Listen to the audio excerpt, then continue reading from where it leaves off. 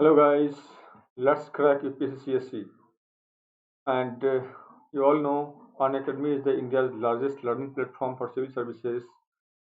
So every aspirant must take one subscription in order to prepare themselves.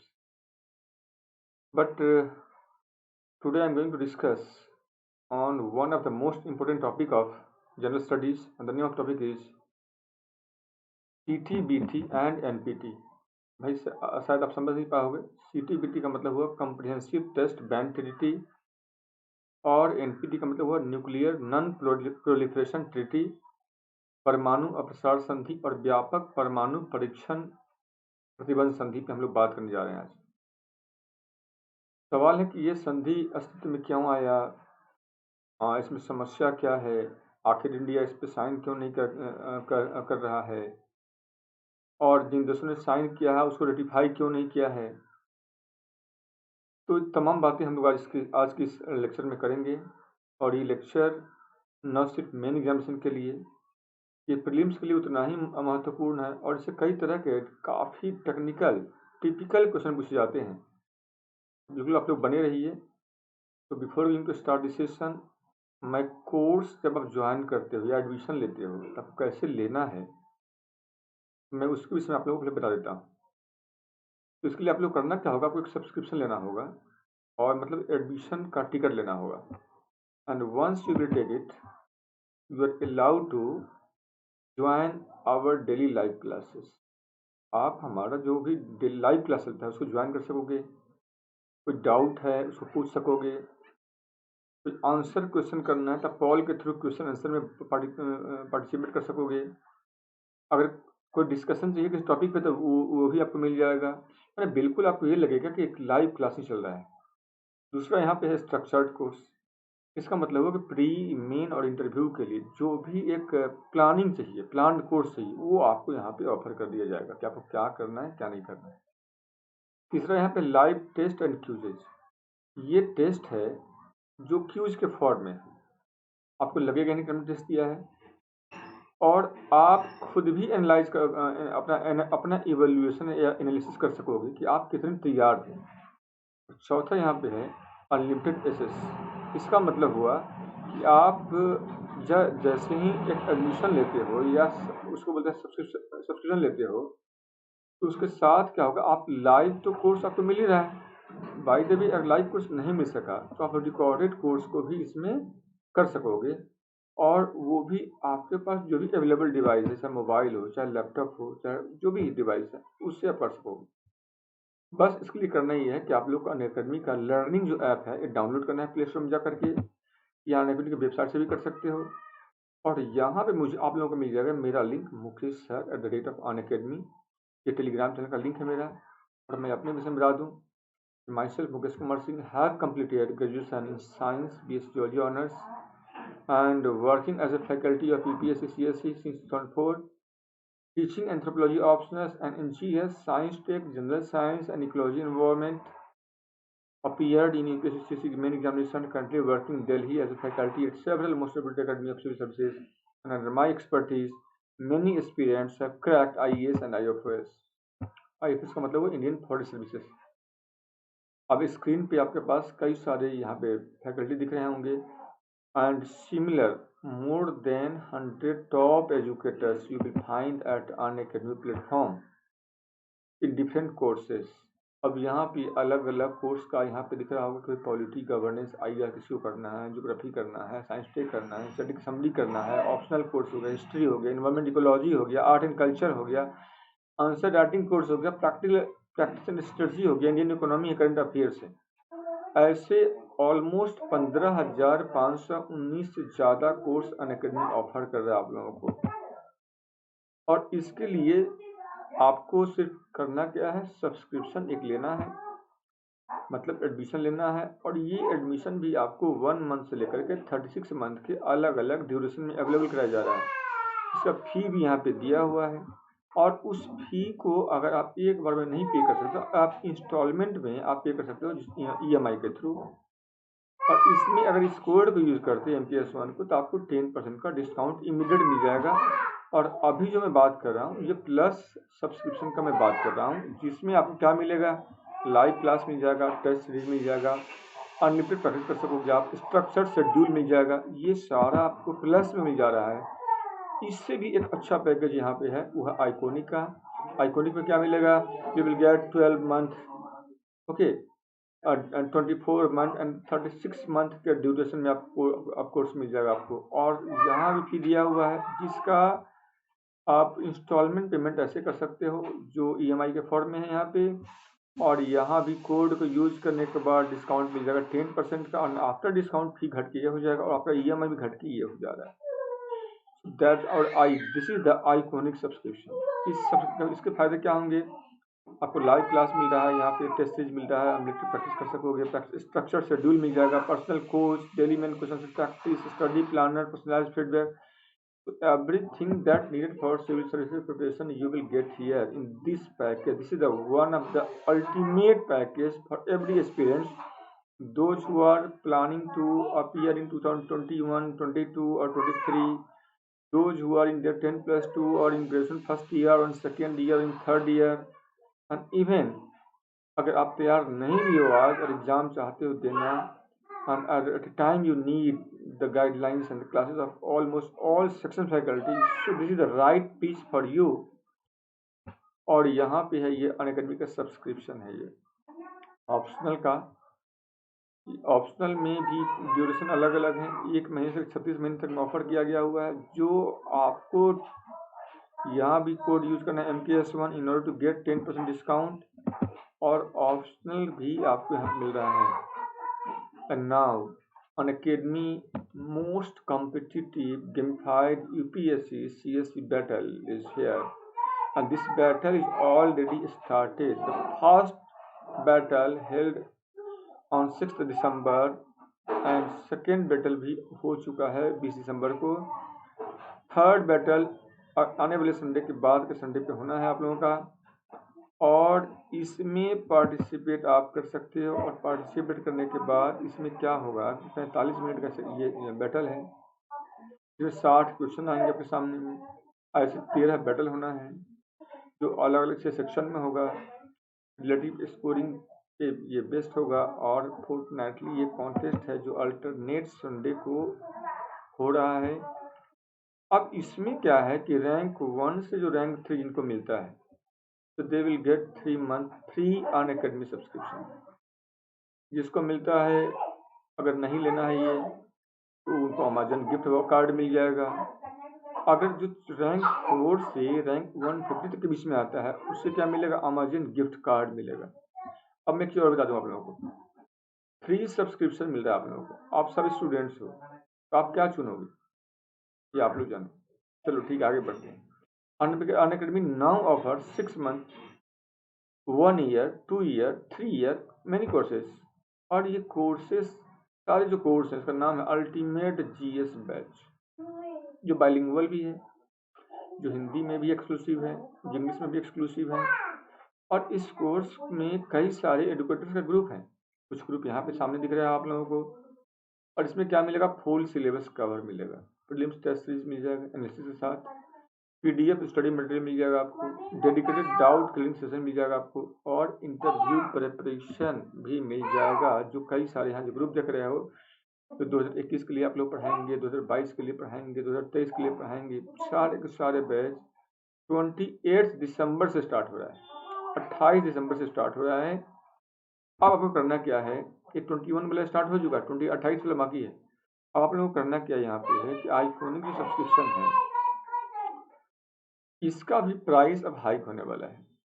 और इसमें आप लोगों को सिर्फ ये करना है कि आप अगर ले चुके हो तो अपग्रेड कर लो, नहीं लिए हो तो ले लो। क्यों? क्योंकि यहाँ पे आप अपने पर्सनल कोच से कनेक्ट कर सकोगे, अपने स्टडी को प्लान कर सकोगे। अगर कहीं पढ़ाई में लगता है कि आपको डोज चाहिए बूस्टर, तो मिल जाएगा सेशन। अगर आपको चाहिए कंप्लीट गाइडलाइंस जिससे आप अपना फ्रीक्वेंसी ऑफ स्टडी मेंटेन करो, उसके लिए आप पे हाई इंटेंसिटी वर्कशॉप है। अगर आपको लगता है कि आपको आंसर राइटिंग में दिक्कत हो, तो उसके लिए यहाँ पे आपको सेशन अलग से मिल रहा है, practice answer writing daily. Preparation में अगर रफ्तार नहीं है जो ज़रूरी है एग्ज़ाम को क्वेश्चन को सॉल्व करने के लिए, प्रिपरेशन के लिए भी, तो वो भी मिल रहा है आपको डेली कंटेंट के रूप में। और main test series with evaluation ये भी आपको मिल रहा है। और ये मेरा है साइंस टेक का, जनरल साइंस का या स्ट्रेटजी का क्लास जो मैंने स्पेशल लिया था। और इस क्लास में भी या कोई भी आप, चाहे वो गेमिफाइड बैटल हो या कोई कोर्स हो या आइकॉनिक सब्सक्रिप्शन हो या प्लस सब्सक्रिप्शन हो लेते हो, सब में आपको यही काम करना है कि आपको कोड यूज जो है रेफरल कोड आप MKS1 यूज करो। इससे 3 फायदे होंगे। एक, कि आपको तो डिस्काउंट मिल जाएगा 10% का। दूसरा, आप मेरा स्पेशल क्लास साइंस टेक का, जनरल साइंस का, इकोलॉजी इन्वायरमेंट का इवन ऑप्शन में कर सकोगे आप। तीसरा, आप अब जो अपडेटेड इन्फॉर्मेशन है वो आपको मिल सकेगा। और आज का टॉपिक हम लोग का न्यूक्लियर टेक्नोलॉजी, टॉपिक का नाम है NPT और फिर CTBT। अब NPT या CTBT की हम लोग आज बात करेंगे। पहले समझते हैं कि NPT है क्या, ये CTBT है क्या। ठीक है, तो NPT CTBT दोनों का पहले तो आप लोगों को याद रखिए फुल फॉर्म क्या होता है ना। तो मैं थोड़ा सा लिख के बताता हूँ आप लोगों को भाई, क्योंकि आप लोग को इससे तो जो लोग पहली बार देख रहे होंगे या किसी तरीके से हो सकता है कि आपको इसका आइडिया ही नहीं, और जिन लोगों ने सुना हो मैंने वैसे, पर जेन्युइन उनको पता नहीं। और हो सकता है आपको सब कुछ पता हो और आप मुझे ही नापने लगो, ये भी हो सकता है। नहीं, तो देखो NPT का पूरा नाम, CTBT का पूरा नाम, ये इसके जब ये संस्था, जब ये ट्रीटी जब अस्तित्व में आया था, तो उसके पीछे का बड़ा लंबी कहानी है। मैं थोड़ा उस पर बात करूंगा आज। NPT का पूरा है नाम, ठीक है, नॉन न्यूक्लियर, या ऐसे कर लो इसको, न्यूक्लियर नॉन प्रोलिफरेशन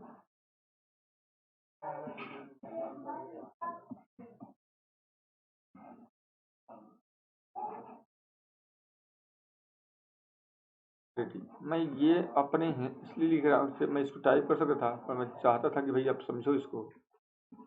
और इसका पूरा नाम है कॉम्प्रिहेंसिव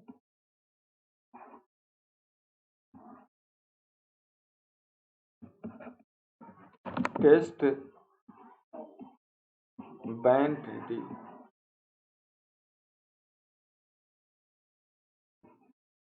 ये तो पता ही होगा आप लोगों को कि पहले एग्जाम में फुल फॉर्म पूछा जाता था। मैं इसलिए इसको थोड़ा सा ज़्यादा था कि मैं लिखूंगा तो आपको याद होगा भाई NPT का फुल फॉर्म क्या है, CTBT का फुल फॉर्म क्या है। कई मैं भी एक एग्जाम दिया था, मुझे याद है, कोई PCS था, मुझे ध्यान उतना नहीं है, तो फुल फॉर्म पूछा हुआ था, इसलिए मैं सोचा लिख के बताऊंगा आप लोगों को और इस बात को बताऊंगा वहाँ पे। अब सवाल है कि NPT, जिसका हिंदी होगा परमाणु अप्रसार संधि, न्यूक्लियर नॉन प्रोलिफरेशन ट्रीटी। दूसरा है CTBT, इसका अर्थ है कॉम्प्रिहेंसिव टेस्ट बैन ट्रीटी, व्यापक परमाणु प्रतिबंध संधि।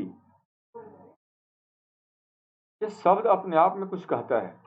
पहला है परमाणु अप्रसार संधि, मतलब परमाणु जो भी पदार्थ हैं, जो भी हथियार हैं, जो भी वेपन्स हैं, जो भी तकनीक है, जो भी पदार्थ है, उसका जो विस्तार है दुनिया भर के देशों में नहीं किया जाना चाहिए। उसको किसी भी तरह से रोकने की जरूरत है। क्यों जरूरत है भाई? जरूरत के पीछे से सबसे बड़ा कारण ये है, अगर मान लो एक देश डेवलप्ड है, एक देश का जो डिफेंस सिस्टम, इंटेलिजेंस सिस्टम काफी डेवलप्ड है, और अगर एक वो भी देश है जिसका जो बहुत छोटा है, ना उसके पास डिफेंस सिस्टम, ना कुछ चीज नहीं है, इंटेलिजेंस नाम कोई चीज नहीं है, आर्मी बहुत है ही नहीं, न के बराबर है। अगर उन देशों को ये पदार्थ दे दिया जाए तो उनसे तो बड़ा बड़ा आतंकवादी संगठन है, उनसे तो लूट लेगा, लोग आतंक फैला देगा। या वो देश किसी के दबाव में आकर के कोई भी दुर्घटना को अंजाम दे सकता है। यहाँ तक कि उस देश के पास वो तो पूरा अगर कोई दुर्घटना हो गई तो पूरा देश ही उड़ सकता है इसमें। इसलिए जो न्यूक्लियर नॉन प्रोलिफरेशन ट्रीटी है इसको बनाया गया था। और दूसरा बात है कि मान लो कोई एक ऐसा भी देश है जो डेवलप्ड है और वो हथियारों का पूरा जखीरा बनाया जा रहा है और उसका आखिर वो यूज करेगा तो कहाँ पे, उसका यूज किस पे करेगा, उसे किसका डर है। अगर हम इसको थोड़ा सा सोचें, आज ऑलमोस्ट हम लोग कहते हैं कि 15,000 से ज्यादा न्यूक्लियर वॉरहेड अमेरिका और रशिया के पास है। और अगर इनका पॉपुलेशन जरा देखोगे तो बहुत ही कम है। अगर हम इंडिया की बात करें तो इंडिया के पास क्या है, हमारे पास न्यूक्लियर वॉरहेड का अगर नंबर करें तो हमारे पास हार्डली 150 प्लस है। पाकिस्तान के पास 140 150 उसके पास भी है, चाइना के पास 280 300 तक मान लो। लेकिन जो 90% जो न्यूक्लियर वॉरहेड है, जो न्यूक्लियर हथियार, जो न्यूक्लियर बम है, ये दो देश के पास है जो बड़े छोटे हैं जनसंख्या में। एरिया भले ही बड़ा होगा पर जनसंख्या बहुत छोटा है। सोच के अगर देखो, अगर आज अगर हम परमाणु हथियार को हटा दें, अगर मशीनी हथियार को हटा दें और अगर लड़ने की बात आ जाए तो वर्ल्ड माने विश्व विजेता है, सुपर पावर कौन होगा? या तो इंडिया होगा तो चाइना होगा। जो पॉपुलेशन, जनसंख्या, इंसान जिस देश में ज्यादा है, अगर वो चल भी जाए पूरी दुनिया पे तो शायद उसके पैरों में कुचल जाएगा पूरा दुनिया। और तब बचेगा दो देश, या तो चीन बचेगा तो भारत बचेगा। और चीनियों का साइज भी तो कम ही होता है ना। सवाल ये है। अब क्वेश्चन यहाँ पे है कि भाई जो कमजोर देश था उन लोगों ने देखा कि अगर उसे सुपर पावर बनना है तो पहले उसे डिफेंस को पूरा करना होगा, डिफेंस को मजबूत करना होगा एक, ठीक है, ताकि हम मसल फाइट में नहीं आ सकते। तो इन लोगों ने ही ऐसे विपन को बनाया और बनाने के बाद इन्हीं के वैज्ञानिकों ने बनाया। कई सारे मैं तर्क पढ़ता हूँ किताबों में कि भाई इसका बड़ा कंस्ट्रक्टिव यूज के लिए बनाया गया था। ऑटो हान का नाम सुना ही होगा आप, किसी ने फ्यूजन, किसी ने फ्यूशन, अभिक्रिया करा कर करके। आप नोबेल का नाम सुने हो ना, जिन्होंने डायनामाइट बनाया था। सबने अपने अपने तर्क दिया।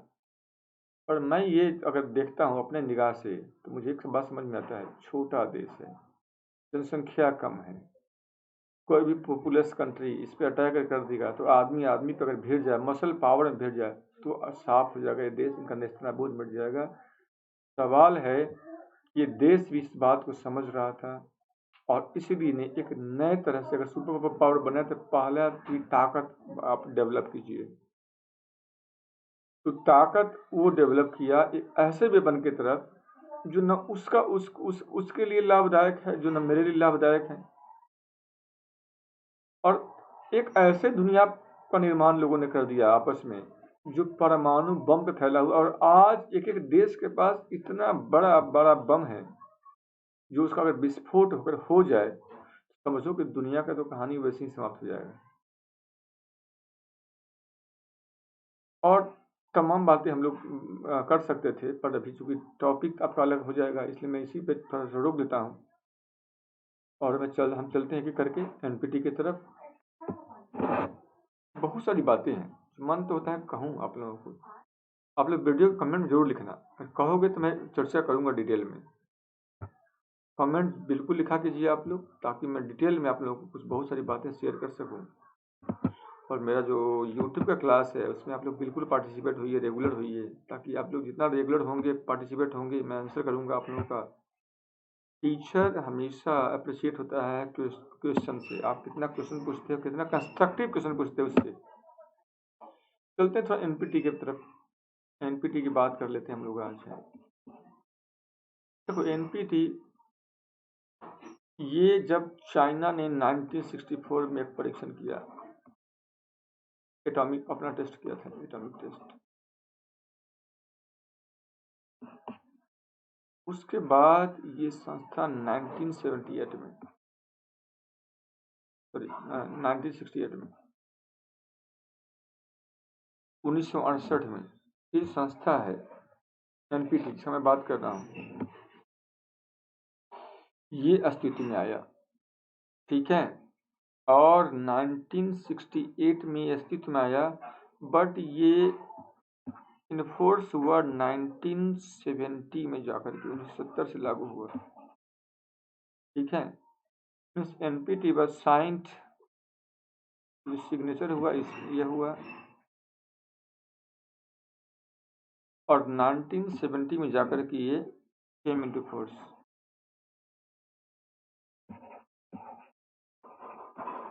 केम इनटू फोर्स, ये फोर्स हुआ। अब यहाँ पे हैं इसका जो अभी वर्तमान में अगर बात करें, जब ये लागू हुआ उस समय इसका मेंबर कंट्री का संख्या था at the time of enforcement, वो था टोटल 43 पार्टीज कंट्री था, और ये संख्या वर्तमान में बढ़ के हो चुका है 190 190 देश आज इस ट्रीटी को ज्वाइन कर चुके। 190 countries become the part of this treaty, become 190 countries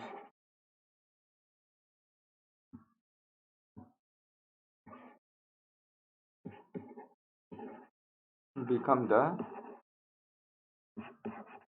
part of this treaty।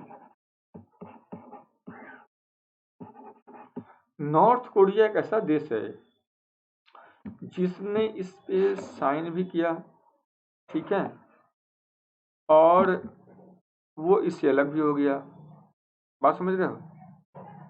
और इस प्रकार से अभी इसमें देशों का जो कुल संख्या है वो 190 है। अब क्वेश्चन यहाँ पे ये है कि इस ट्रीटी को सर्वप्रथम, और मैं थोड़ा सा ऑब्जेक्टिव भी आप लोग का मजबूत हो जाएगा इससे। This treaty was first of all, याद रखना आप लोग,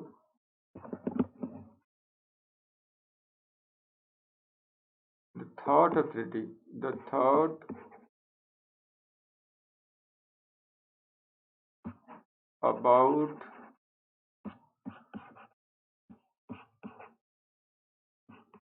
treaty was first given suggested by Ireland, और फिनलैंड वो देश है, Finland was the first country, was the first signatory country of this treaty, first signatory country of this treaty।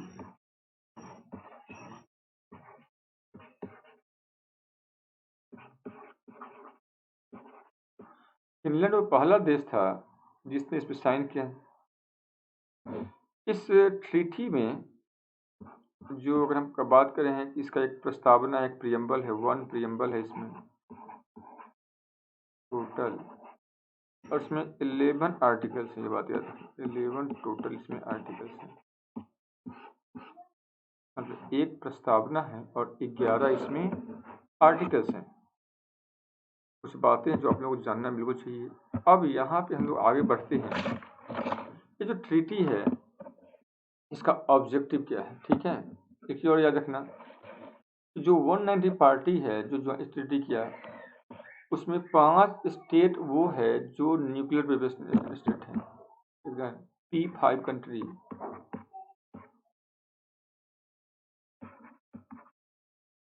ये country कौन कौन सा है तो याद रखना, USSR, UK, France and China. ये वही कंट्री है P5 कंट्री, ये सिक्योरिटी काउंसिल का परमानेंट मेंबर भी है। They are also the security council का ये परमानेंट मेंबर भी है, ये बात याद रखें। सुरक्षा परिषद, यूनाइटेड नेशन सुरक्षा परिषद का ये परमानेंट मेंबर, ये 5 देश हैं। और ये वो देश हैं जिसको बोलते हैं nuclear weapon state, nuclear weapon state. और इसी देश को, ये वो देश को बोलते हैं nuclear have state, nuclear have state, have state and have not state. ये बात यहाँ तक, ये सारे के सारे जो स्टेट्स हैं ये सबके सब क्या है, ये सिग्नेटरी हैं इस ट्रीटी के, ठीक है, याद रहोगे, नहीं याद रखना आप लोग। अब क्वेश्चन यहाँ पे ये बनता है, इस ट्रीटी का जो सिग्नेटरी है, इस ट्रीटी का जो सिग्नेटरी है, जो भी सारे कंडीशन देख रहे हो, इसका इस ट्रीटी का एम क्या है, what are the objective of this treaty, objective, इस ट्रीटी का ऑब्जेक्टिव क्या है, मतलब एम क्या है, समझ लो आप लोग। इसका एम है to prevent what, the spread of nuclear, the नाम ही से पता चलता है आप लोगों को, है ना, the spread of nuclear weapons, nuclear weapon, ठीक है, and weapon technology, and weapon technology, remember it again, so need not to forget this. So the objective of this treaty is to prevent the spread of nuclear weapon and weapon technology, remember it. ये एकदम याद रखना है आप लोगों को, ठीक है ना, अगर इतना भूल गए तो सब गड़बड़ हो जाएगा आप लोगों को। and to accomplish the what, and to accomplish the goal of disarmament, निरस्त्रीकरण, ठीक है। क्योंकि मैं यहाँ पे जो लिख रहा हूँ आप लोगों को, ये आप लोगों को यहाँ पे याद रखना, डिसआर्मामेंट, निरस्त्रीकरण का जो लक्ष्य है उसे प्राप्त करना है, और नाभिकीय हथियार हो या हथियार से जुड़ा हुआ तकनीक हो, उसके प्रसार को रोकना है पूर्णतः, इसलिए इसका नाम है परमाणु अप्रसार संधि, ठीक है। अब इस ट्रीटी ने क्या किया, इसने ये एक सेफगार्ड के तौर पर इसी ट्रीटी के अंतर्गत IAEA को स्टैब्लिश किया गया था, और IAEA पे मैं अलग से वीडियो बना चुका हूँ, ठीक है। So it was, so this treaty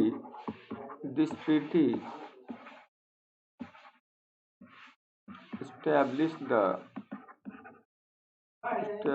the what, done एक established a safeguard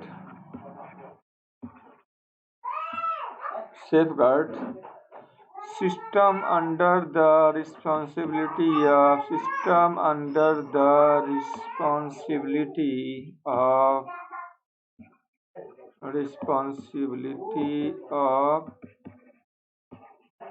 IAEA, International Atomic Energy Agency, that was established in 1957, and its headquarters are located in Vienna.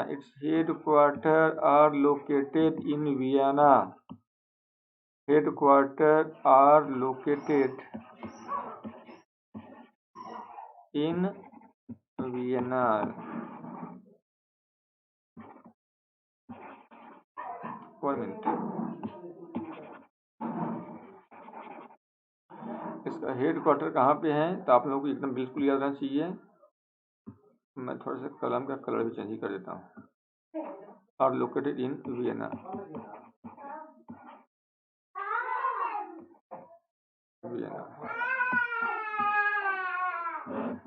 अब क्वेश्चन यहाँ पे ये बनता है, ठीक है, इसका हेडक्वार्टर पता हो गया, IAEA क्या है ये पता है हम लोगों को, और इस ट्रीटी को एस्टेब्लिश किया गया। अब सवाल ये है, IAEA का काम क्या है?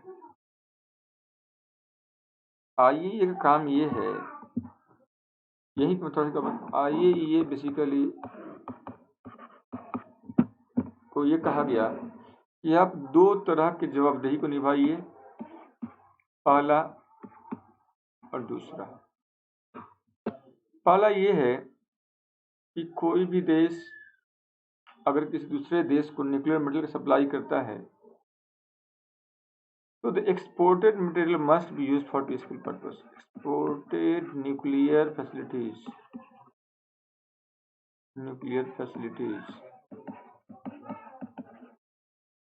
must be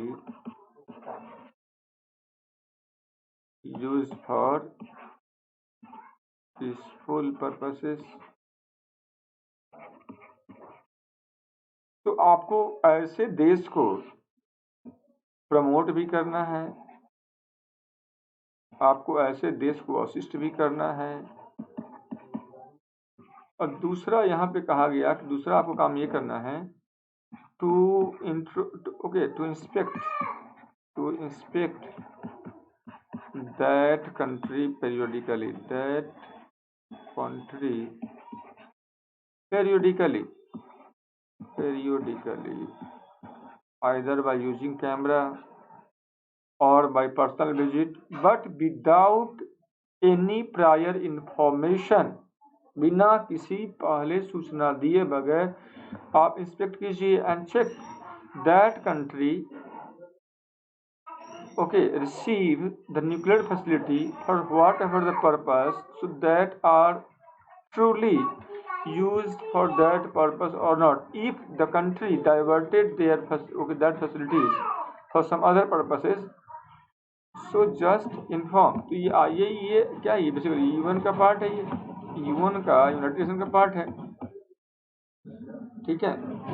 तो ये कहा गया। अब क्वेश्चन यहाँ पे है, अगर टेक्नोलॉजी का ट्रांसफर करते हो, न्यूक्लियर मेटल का ट्रांसफर करते हो, फ्यूल का ट्रांसफर करते हो, किसी कंट्री को देता है कोई कंट्री, तो कहता है कि ठीक है कोई दिक्कत नहीं है, आपको बस उसको असिस्ट करना है, आपको प्रमोट करना है कि भाई पीसफुल कंस्ट्रक्टिव पर्पस जितना यूज करना आप करो, कोई दिक्कत नहीं, मैं आई विल कोऑपरेट यू। और समय समय पे I will inspect what runs in your reactor.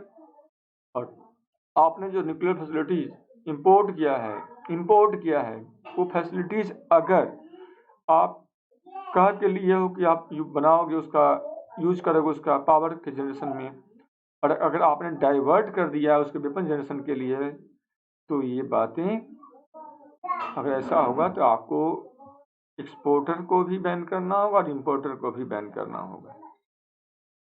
ये सूचना देता है यूएन को और यूएन उस हिसाब से निर्णय लेता है। अब बात है जनवरी 10, 2003 का, ठीक है। आगे चलते हम लोग बढ़ते हैं इसी सेशन में। क्या हुआ था तो रिमेंबर, आप लोगों को याद रखना है, ऑन जनवरी, ठीक है। थोड़ा सा मैं इसको इरेज कर दे रहा हूँ ताकि मैं आप लोगों को लिख सकूँ properly what happened actually.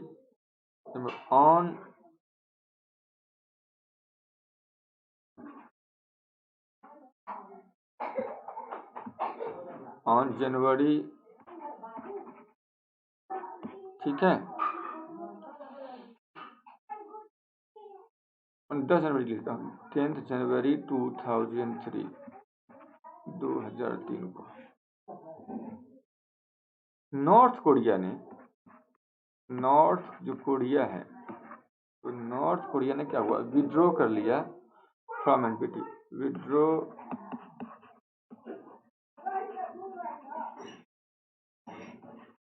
From NPT से अपने आप को अलग कर लिया, जबकि इंडिया, इजराइल, पाक have not the signatory of NPT, ठीक है ना। ठीक है, नॉन सिग्नेटरी कौन कौन सा इसका है एनपीटी का, non signatory of NPT,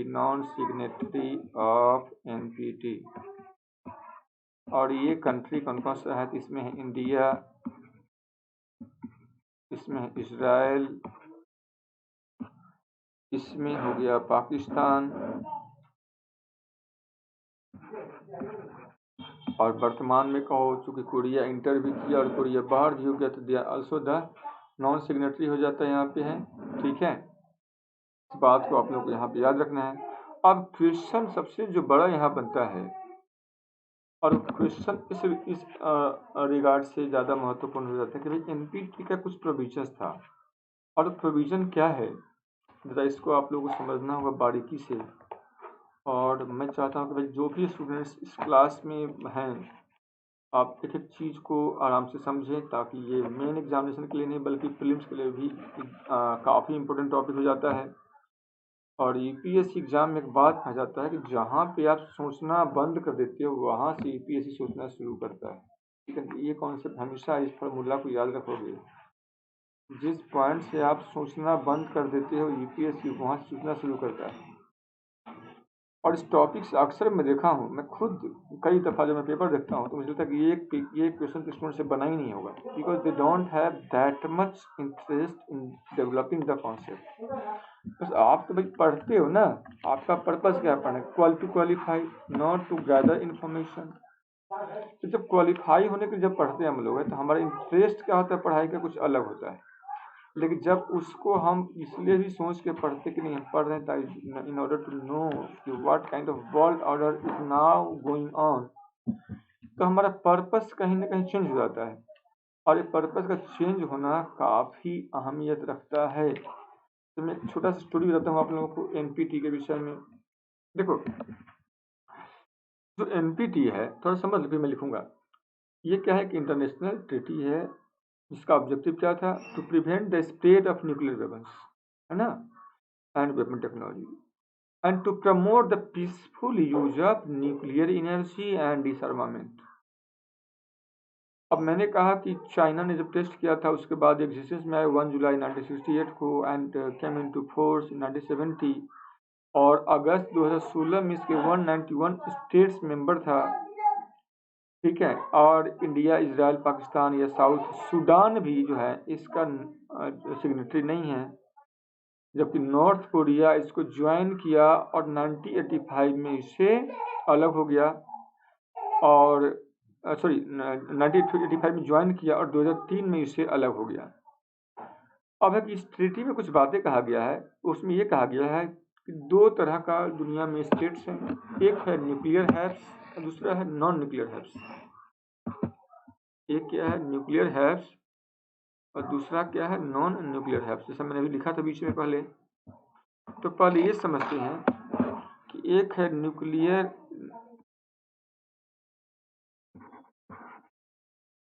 haves और एक है non nuclear haves, non nuclear haves. अब इसमें क्या है, वो P5 कंट्रीज का मैंने नाम बताया था आपको, इसमें क्या है, rest country of the world, rest country of the world है। अब इसको कहा गया P5 कंट्री को कि भाई सुनो, आप जो भी लोग हो, जिन देशों ने 1 जनवरी 1967 से पहले जिन लोगों ने अपना न्यूक्लियर टेस्ट कर लिया है, so they comes under the nuclear haves. और अब इसके बाद जो भी कंट्री करेगा they comes under the non nuclear haves और नॉन न्यूक्लियर वेपन स्टेट। और ये क्या हो गया, न्यूक्लियर वेपन स्टेट हो गया NWS, और ये हो गया नॉन न्यूक्लियर वेपन स्टेट। ठीक है, अब मैंने बताया था कि US, Russia, China, UK, France, ये सब क्या है इसमें आता है न्यूक्लियर स्टेट्स में, जबकि अदर रिमेनिंग कंट्री क्या हो गया। अब ये जो पांचों जो कंट्री मैंने ये बताया था आप लोग, ये सबके सबके सिक्योरिटी काउंसिल का परमानेंट मेंबर है, they are the permanent member of the security council, है ना, परमानेंट मेंबर भी है। ठीक है, अब ये कंट्री कहता है कि we are going to encourage all non-nuclear weapon states in terms of generation of powers. We are going to promote them, we are going to assist them to take the technology, take the material, take the scientific support in order to generate the reactors, and develop different power plants and develop energy for constructive purposes. But what happened actually? ये जो states है इसका एक अपना certain इसके ऊपर objections हैं। ये कहता है जो नॉन न्यूक्लियर स्टेट्स हैं इसके ऊपर कि कोई भी नॉन न्यूक्लियर वेपन स्टेट या जो पार्टीज हैं, ठीक है, जो एनपीटी से एग्रीड करता हो या नहीं करता हो, ठीक है, कोई पार्टी जो एनपीटी से एग्री करता है या जो नहीं करता साइन नहीं किया है, जो एग्री करेगा साइन करेगा। अब कहता है कि जो साइन नहीं किया हुआ है अगर वो चाहता है कि वो न्यूक्लियर फैसिलिटी को ले, न्यूक्लियर फैसिलिटी को निर्माण करे, न्यूक्लियर वेपन को एक्वायर करें, ठीक है, या न्यूक्लियर असिस्टेंस को प्राप्त करें, ठीक है, तो वो कब करेगा? जब वो एनपीटी पे साइन कर दे। दूसरा ये कहता है पार्टी को आईएईए के प्रोविजन में अपना सारा न्यूक्लियर रिएक्टर को लाना होगा ताकि आईएईए वेरीफाई कर सकेगा कि they run the reactors for power generation और they diverted the reactor to military purposes. अब क्वेश्चन यहाँ पे यही है, ठीक है। अब क्वेश्चन यहाँ पे ये है कि इंडिया ने जो टेस्ट किया है वो किया है 1974 में, उसके बाद इंडिया ने टेस्ट किया है 1998 में, पाकिस्तान ने इसके बाद टेस्ट किया है 1998 में, नॉर्थ कोरिया इसके बाद टेस्ट किया है 2010 में। इसके अलावा कई सारे, जैसे इजराइल है उसने कभी डिस्क्लोज ही, बहुत सारा बार डिस्क्लोज ही नहीं किया है। अब ये सारे स्टेट्स न्यूक्लियर पावर तो है, ये कहता है कि ये न्यूक्लियर पावर नहीं है। कौन? न्यूक्लियर वेपन स्टेट कहता है कि न्यूक्लियर वेपन, बट इन सब ने टेस्ट कर लिया उससे। That's why they all this country declare themselves, इसमें लीडिंग भूमिका इंडिया का है। इसने अपने आप को क्या डिक्लेयर किया? Non nuclear weapon state, non nuclear weapon state का दर्जा खुद को दे दिया हुआ है। और फाइनली आफ्टर पोखरण 2 इन सब ने इस बात को माना कि हाँ इंडिया न्यूक्लियर वेपन स्टेट है। और ये इंडिया ने भी कहा कि ये न्यूक्लियर टेस्ट मैंने किया है not for the threat to others, rather to establish a regional balance for balance of power, and our tests are done for constructive purpose not for destructive purposes। ये था एनपीटी, ठीक है। अब अगला एक टेस्ट और है जिसका नाम है CTBT, comprehensive test bank test. चलो उसका थोड़ा सा बात कर ही लेते हैं हम लोग हैं। सीटीबीटी क्या है इसको समझो आप लोग। सीटीबीटी क्या है? इसका पूरा नाम है कम्प्रिहेंसिव टेस्ट बैंक ट्रीटी। नाम लिखना चाहो आप लिख सकते हो, कम्प्रिहेंसिव टेस्ट बैंक ट्रीटी। व्यापक परमाणु परीक्षण प्रतिबंध संधि, ठीक है, ऐसे समझ लो आप लोग, व्यापक परमाणु परीक्षण प्रतिबंध संधि। अब क्वेश्चन यहाँ पे बनता है कि जो सीटीबीटी है लाइक एनपीटी, इन दोनों में डिफरेंस क्या है? पहला तो ये बनता है, आप लोगों के दिमाग में क्वेश्चन बन ही रहा होगा क्योंकि आप लोग ज़्यादा दिमाग में क्वेश्चन बनता है।